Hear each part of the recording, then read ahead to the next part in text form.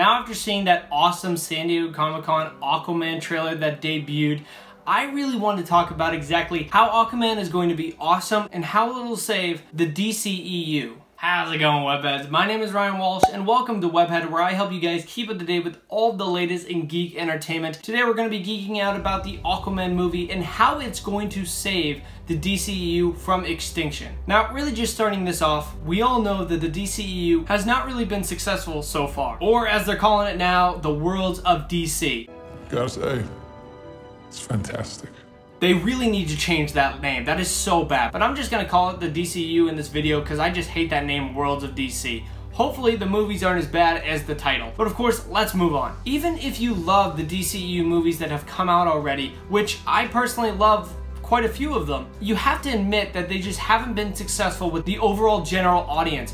If you like those movies, you're in the vast minority. Except for Wonder Woman, you're in the vast minority of those movies. Personally, I really liked Man of Steel, Wonder Woman, and Justice League. Justice League definitely was the weakest compared to Wonder Woman and Man of Steel. I was pretty entertained from beginning to end, and I wasn't expecting much, so I think that's why I liked it a lot more than other people. But at that point, I don't know why anybody was going in the movie with really high expectations if Zack Snyder didn't really deliver with Batman vs Superman, so I don't understand that. But really, let's move on. And really just looking at Justice League, it not only was a critical failure for the studio, but also it was a financial failure.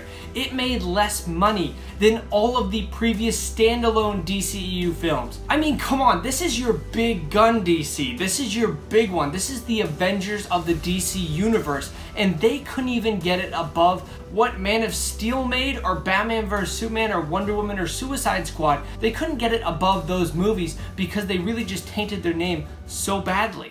That was the worst pep talk ever. But now I know I probably upset a lot of DC fans, and don't worry guys, I'm a huge DC fan as well. I want these movies to do well. I think most people want these movies to do well. And that's why San Diego Comic-Con was such a big year this year for DC. DC needed to hit it out of the park with the Shazam movie, the Wonder Woman 1984 movie, and the Aquaman movie. They needed to prove to everybody that they actually had really good movies coming out in the next couple months, because if they fail to impress anybody with this entire press conference, which they've done in previous years, no thanks to those old executives that used to work for the DC movies. Now of course they're all gone because they fired all of those guys and now rehired a bunch of new executives to handle these new projects, which it definitely seems like they were doing. But if they fail to impress everybody, that would have just shown that nobody would have shown up for those other movies down the line. Nobody would have shown up for the Aquaman movie. Nobody would have shown up for the Shazam movie, or even Wonder Woman 1984. Even though that didn't get a trailer release,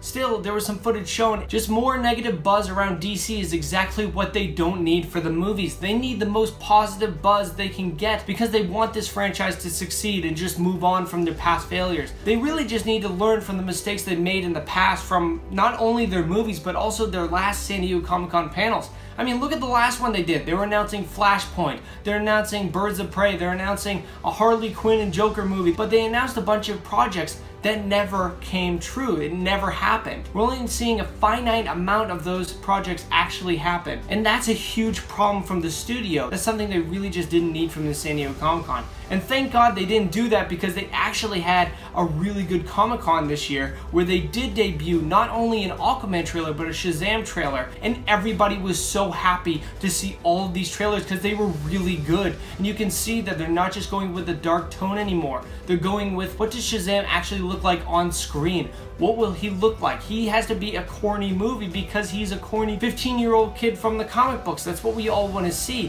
And then Aquaman, of course, is this huge underwater adventure movie, and that's exactly what we got. And everything they put out just put positive buzz on the studio in the upcoming movies. But a lot of general audiences just need to hear the positive buzz because we don't want to see these movies fail. We want to see the general audience go see these movies because we want this whole DC cinematic universe to succeed. Also, with Marvel Studios not having a panel at San Diego Comic-Con, that was a huge advantage for them, and they won it not only in movies, but they also won the entire Comic-Con in TV as well. Everybody's talking about Titans, even though if you don't like it or you do like it, everybody's talking about it. And the entire DC streaming service that's coming out this fall. And out of both trailers that came out of San Diego Comic-Con for the DCEU, the Aquaman trailer was the best received one so far. Even though a lot of people like the Shazam one, the Aquaman trailer was the most popular, mainly because he was already established within the entire cinematic universe. Also, I've heard a lot of people talking about how the underwater scenes just look fake, and to be honest with you, that's a really unfair statement to make, because obviously most of the movie is going to be underwater, and most of it is going to be CGI.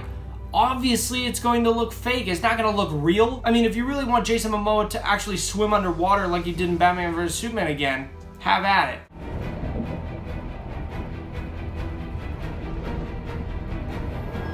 I mean, that entire scene just looked horrible, and you could just see that he was underwater for real, and he was going really slow within that filming, and it just didn't look good. They already tested it out. It didn't look good at all. Instead, the CGI looks much better. It looks a lot more fluent. It looks a lot more like what Aquaman would look like actually swimming around Atlantis. But after watching this Aquaman trailer and seeing the talent and the director that are attached to this movie, I really just think that this movie is going to be fantastic and is really going to be pulling this entire DC universe out of the dark trenches that it's already in. I mean, let's face it, if DC comes out with another bad movie, that just means this entire cinematic universe is done. I'm calling it right there. If Aquaman comes out and it's a really bad movie, it's done. I don't think Wonder Woman 1984 can redeem it. I don't think Shazam can redeem it. And if Aquaman is pretty bad, I'm thinking that all the other movies are probably going to be really bad as well. Probably not Wonder Woman, just Shazam though. But just watching the entire Aquaman trailer, there's really not a ton of fighting throughout this entire trailer. Obviously, you got some highlight spots where you have Black Manta shooting his lasers at Aquaman, or Aquaman fighting the Ocean Master in that gladiatorial battle. But other than that, you really didn't get a lot of fighting in this trailer. It looked a lot more like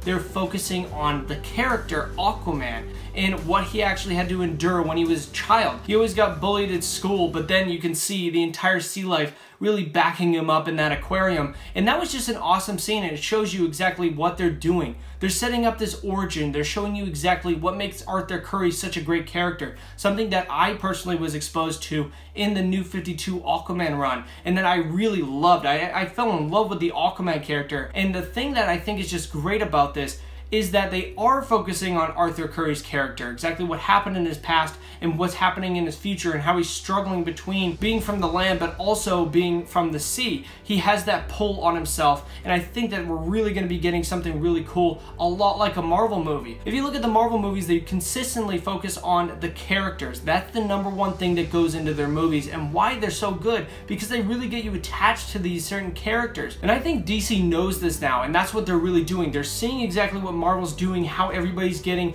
really attached to the characters, and that's what they're putting into their movies now. And that's why the Aquaman movie, I think, is going to be really good, because we're going to be getting attached to Aquaman himself, and we will be getting attached to this character, and we will actually care about him instead of not caring about any of these characters and having meaningless action scenes. And I know there's a lot of DC fans that doesn't want to hear anything about Marvel, but that is one thing that Marvel does right, and exactly what DC needs to do. That's just what's great about movies in general. That's not even really just a Marvel thing. That's just what you need to do in general. You need to get the audience attached to the characters. And then really just looking at Atlantis, when they revealed Atlantis, it looked amazing. That's exactly what I wanted to see. Unlike what we saw in Justice League, when we just saw one room in Atlantis and it just looked dark and grim and something that doesn't look like Atlantis at all.